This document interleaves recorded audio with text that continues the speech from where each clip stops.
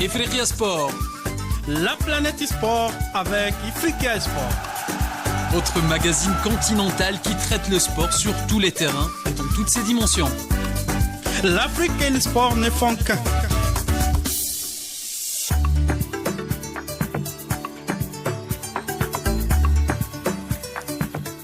Bonjour Salama Nagadef Mboy, vous êtes les bienvenus sur Ifriqiya FM avec l'émission Ifriqiya Sport, votre rendez-vous sportif consacré au sport africain et au pana-africain. À l'instar du football masculin sport roi en Afrique, le football féminin connaît un engouement populaire inédit depuis quelques années dans notre cher continent. Le football féminin en Afrique se développe, plus de moyens, plus de matchs, plus de surprises et surtout des joueuses de qualité.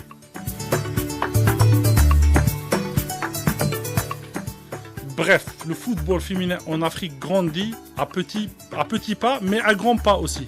Prochaine étape, gagner une Coupe du Monde en Afrique ou pourquoi pas avoir la médaille d'or dans le tournoi olympique de Paris 2024.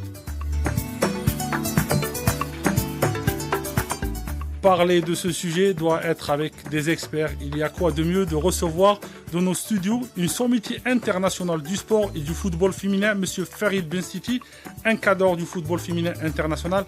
Bonjour Farid. Bonjour.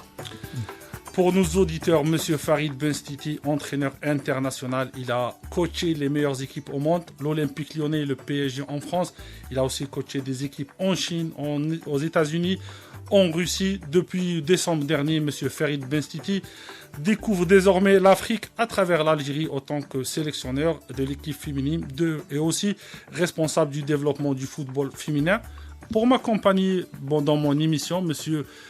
Armando, notre ami angolais, qui sera l'un de nos chroniqueurs aujourd'hui pour notre émission. Aussi, il ne faut pas oublier notre équipe technique qui est en train de sourire, qui est contente de recevoir M. Farid Benstiti avec nous aujourd'hui. Farid, on aimerait bien que vous présentez à nos auditeurs, on a des auditeurs dans toute l'Afrique, qui est Farid Benstiti. Moi, je vous connais, mais nos auditeurs africains, ils doivent connaître qui est Farid Benstiti. Alors, d'abord, je suis de profession entraîneur de football. Et plus spécifiquement... ancien joueur aussi professionnel. Oui, d'abord oui, si on veut revenir un peu plus loin, ça date. Hein. Je sais, d'après mes échos, vous étiez un excellent joueur, vous étiez à un moment, on va dire, l'un des espoirs du football algérien ou football algérien dans la région lyonnaise, natif de Lyon. Oui, c'est ça, en effet, parce que j'ai été footballeur avant professionnel, donc j'ai fait toute ma carrière, toute ma formation à l'Olympique Lyonnais, puisque je suis natif de Lyon.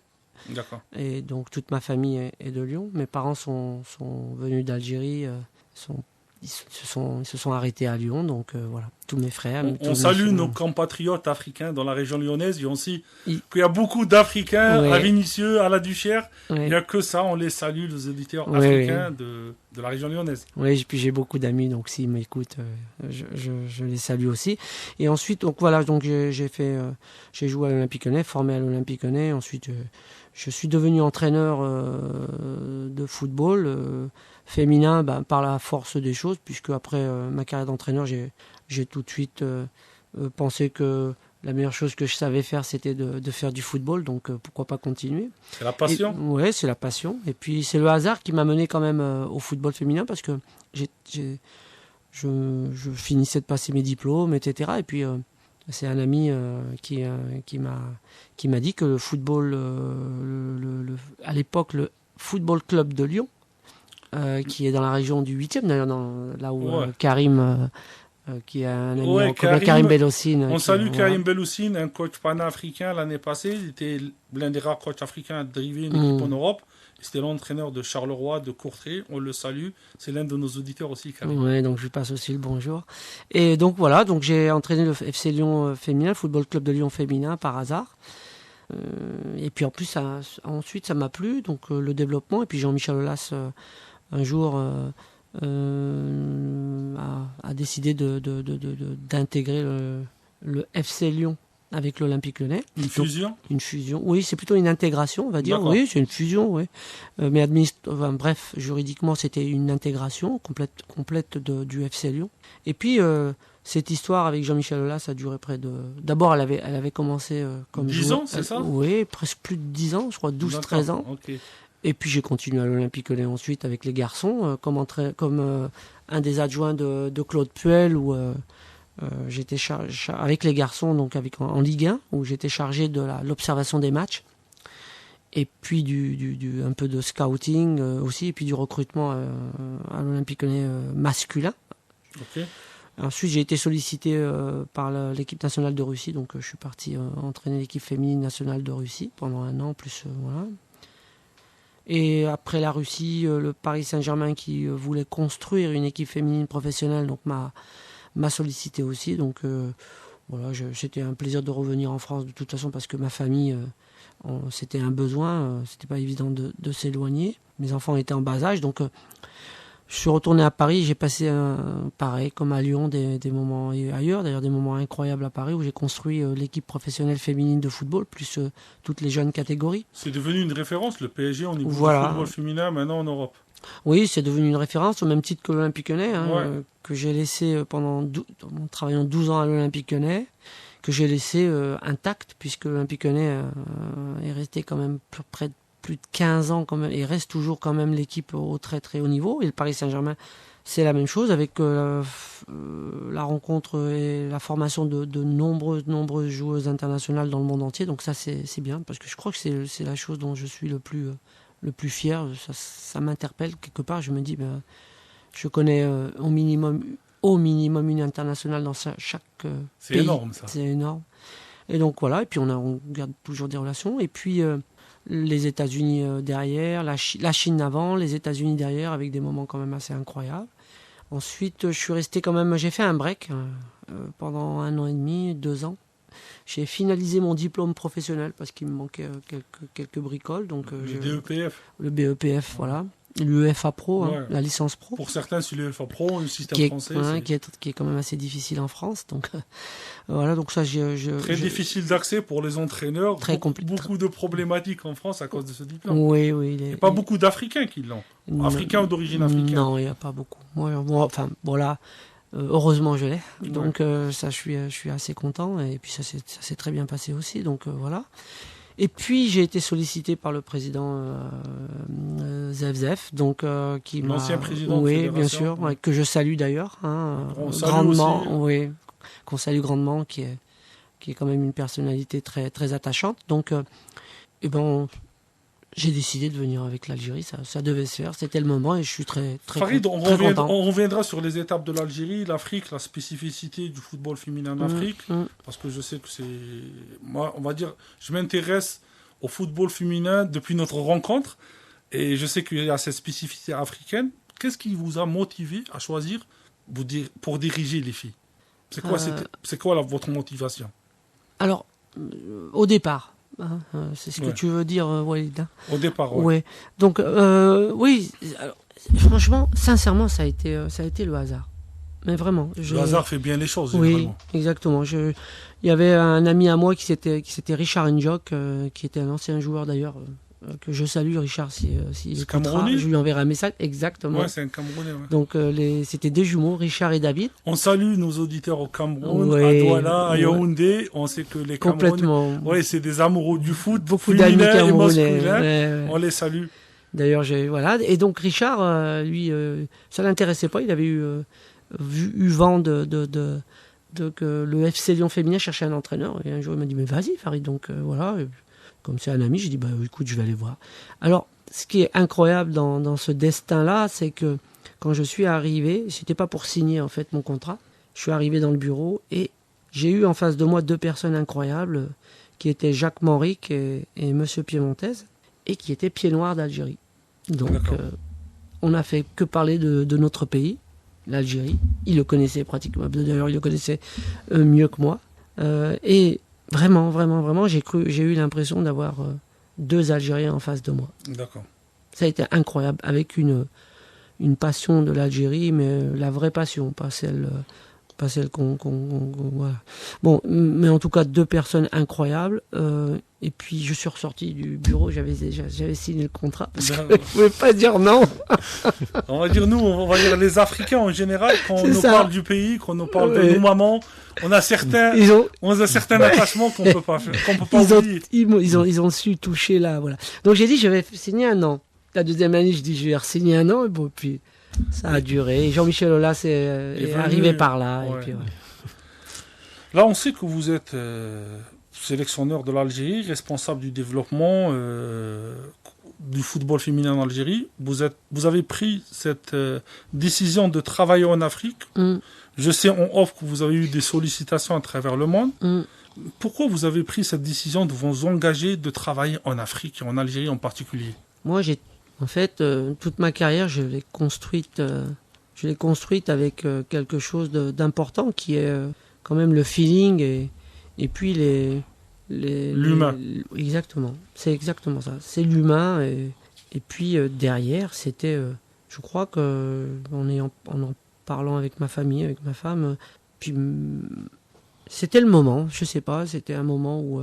retourner aux sources. Oui, retourner... C'est l'appel de l'Afrique. C'est ça, c'est l'appel de l'Afrique. Retourner aux sources, arriver à un âge où peut-être que le plus important, c'était pas forcément la notoriété en allant signer, je sais pas, dans un grand pays ou une grande équipe...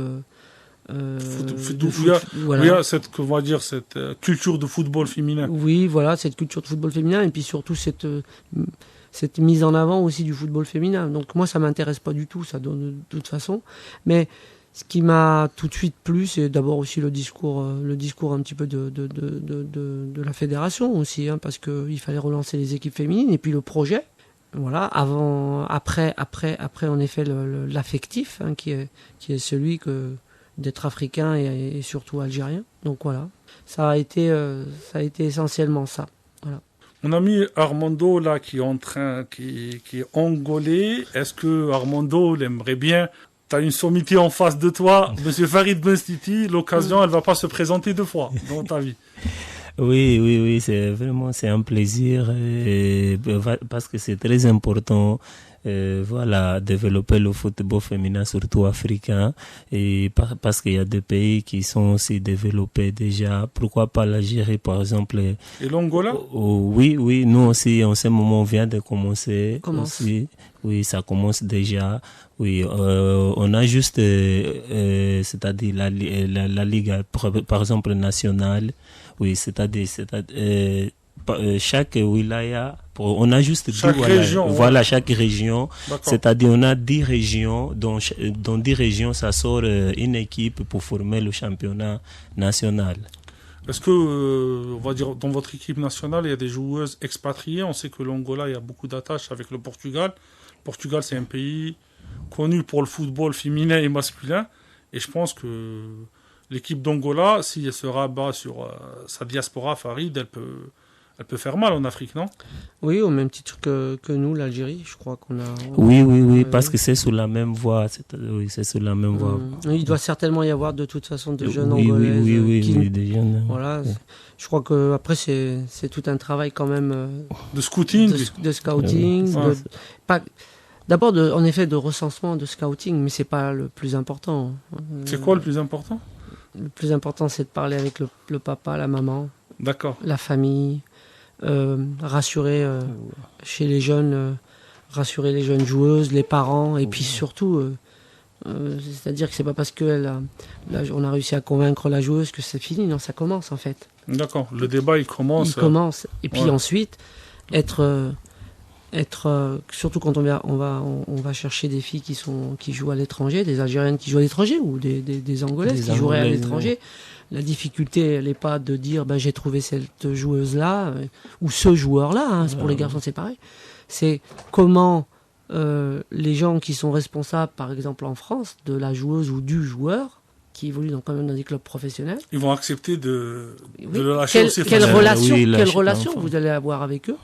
Parce que, voilà, moi je crois avoir de très bonnes relations en France et puis dans le monde entier de toute façon avec les entraîneurs. Et c'est très très important. Donc le suivi, il est primordial. Mais c'est très intéressant parce que ça permet, par exemple, pour nous, en Algérie, où on vient de remonter les équipes nationales, vous voyez, c'est important. Ouais. C'est que On avait des 17 ans, voilà. la première fois quasiment. Voilà, on va avoir des 17 ans, on a les U20 maintenant. Donc les 3 équipes nationales, les A, on les a relancées. Voilà. On a relancé les U20, on a relancé les U17. Et puis on a la chance, et on a décidé de s'inscrire aux 3 échéances très importantes. Maroc 2024 pour les A, Coupe du Monde U20 pour les U20 et U17 Coupe du Monde pour les U17. Donc des qualifications. Donc on a inscrit on a pris la responsabilité des décisions très importantes. Voilà, d'inscrire, c'est avec la direction technique nationale, avec Moustapha Biskri et Djelou Doher Moustapha Biskri, c'est le DTN de l'Algérie. Voilà, c'est le DTN. Donc on a décidé d'inscrire nos équipes nationales. Ils ont été très professionnels parce qu'ils m'ont demandé est-ce qu'on va être capable d'assumer l'inscription, puisqu'il faut fournir de bonnes équipes nationales. On peut pas inscrire et puis c'est l'image c'est l'image quand même. Donc j'ai dit football féminin aussi. Voilà, et donc et après 2 années quand même, de travail. 2 ans et demi, non, 2 années Walid de Covid. Ouais. On a arrêté les équipes nationales. J'ai quand même pris le risque, Armando, de dire oui, on va le faire, on va les inscrire et on va assumer cette inscription. Et c'est pour ça que le scouting, et on y revient, il est important. Il est important parce que ce sont aujourd'hui, de manière urgente, puisque les compétitions arrivent là. On n'a pas eu beaucoup de temps quand même pour développer le football féminin. Je viens d'arriver, donc de manière urgente, le socle sur lequel on peut s'appuyer, ce sont nos jeunes Algériennes qui jouent en France, en Europe, au Canada par exemple, où on a beaucoup de plus celles qui jouent ici. Voilà. D'accord. Et moi, il y a une question qui m'interpelle assez souvent. On va parler de scouting aussi. Est-ce que le scouting se fait comme les masculins? Il faut aller dans les stades? Est-ce que c'est via des plateformes? Est-ce que c'est via les réseaux sociaux? J'ai aucune idée comment un coach du football féminin scout pour voir ses joueuses. D'abord, c'est un investissement.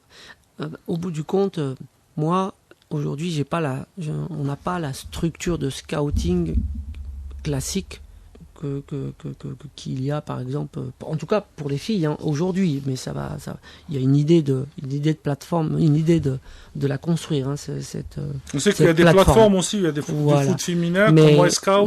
Mais pour nos joueuses, d'abord pour les seniors, c'est assez facile parce que les seniors, en définitive, elles jouent dans les clubs, dans leur championnat. Donc c'est facile d'avoir des renseignements et de les repérer.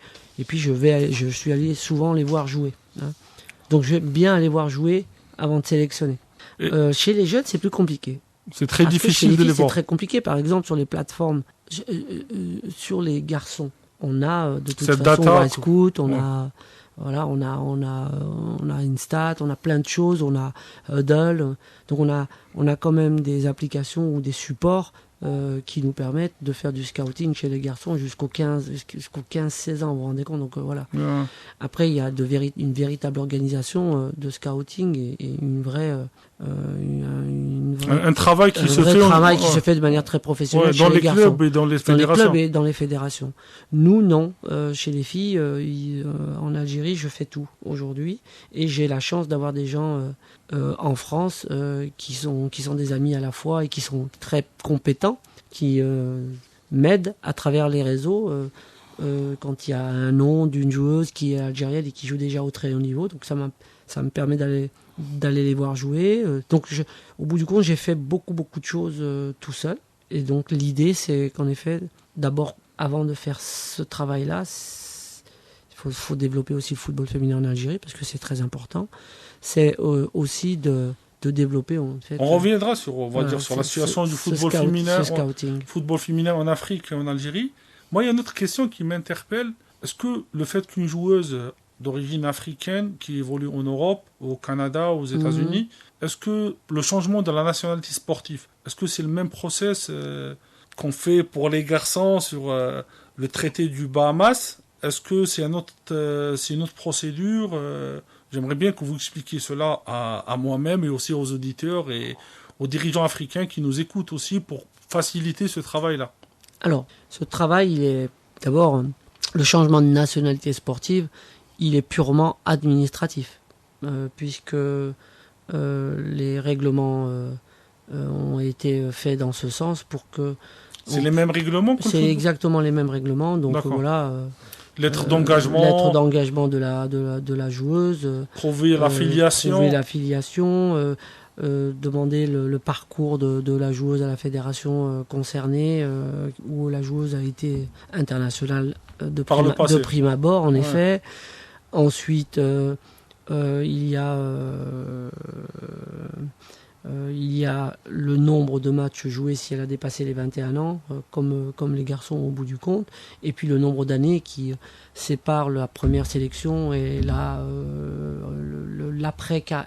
l'après-sélection au bout du compte, où la joueuse n'a pas été sélectionnée, ou le joueur n'a pas été sélectionné pendant X années, où on peut peut-être faire avoir des recours. D'accord. Voilà, c'est exactement les mêmes principes. Et puis les compétitions officielles aussi, participation à une phase finale, etc. etc. Donc ce sont les mêmes réglementations.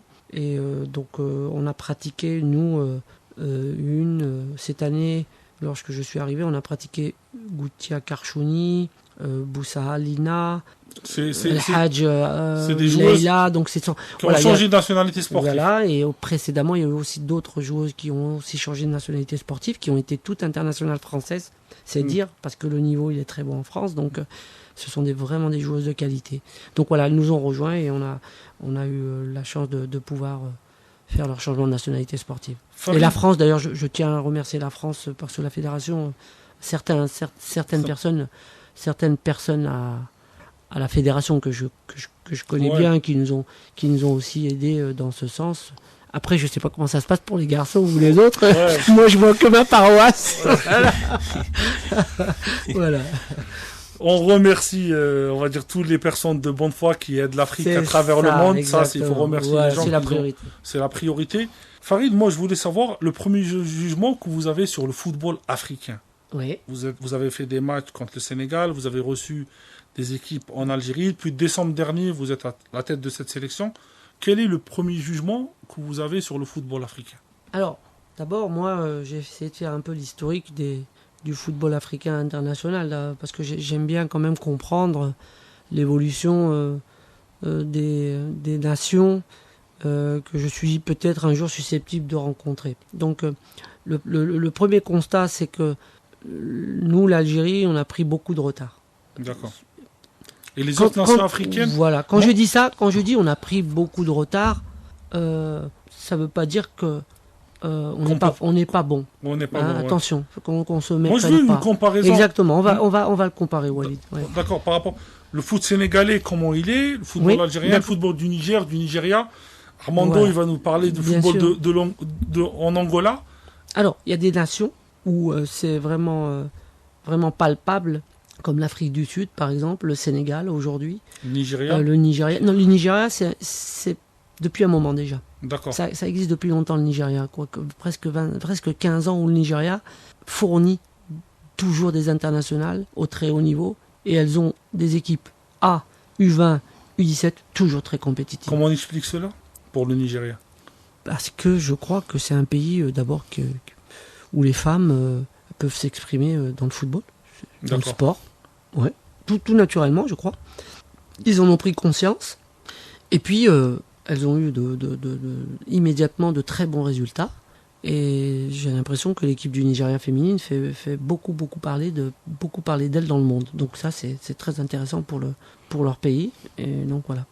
Après, l'expliquer exactement, je ne saurais pas, parce qu'il faudrait qu'on fasse un petit peu une expertise bien sûr, une étude comparative. Donc, mais en tout cas, ça fonctionne bien au Nigeria. Et il y a des joueuses d'exception. D'ailleurs, Azizatou Choala, qui était une de mes joueuses, une des meilleures attaquantes du monde aujourd'hui.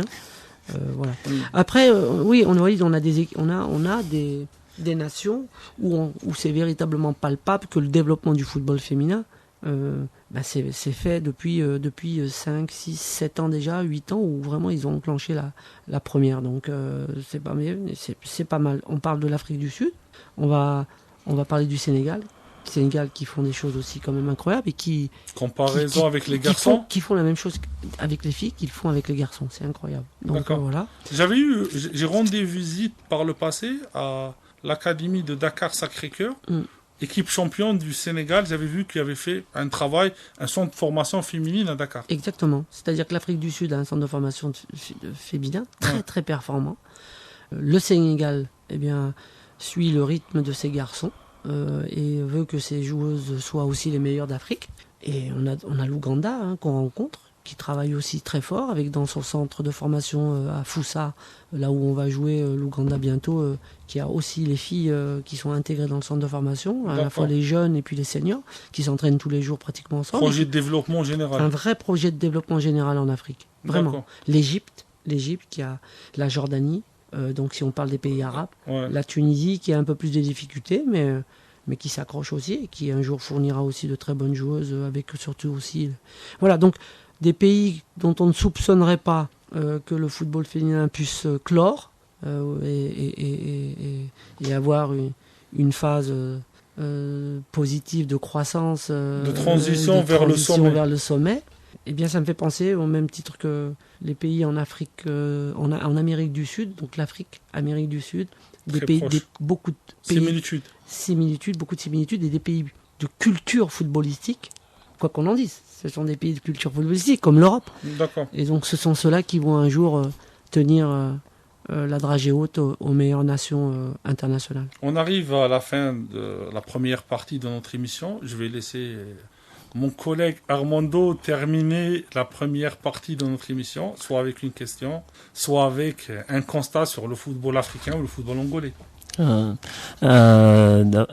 Merci beaucoup. Et j'aimerais savoir, pour commencer, pour le développement du football africain, et quelles sont les premières étapes à commencer? Les premières étapes, on va parler de ça dans notre deuxième partie. Et je vous dis merci, messieurs, de m'avoir accompagné cette semaine sur Ifriqiya Sport, le magazine sportif africain. À la semaine prochaine pour la deuxième partie de notre émission de Ifriqiya Sport sur Ifriqiya FM. Ciao. Merci.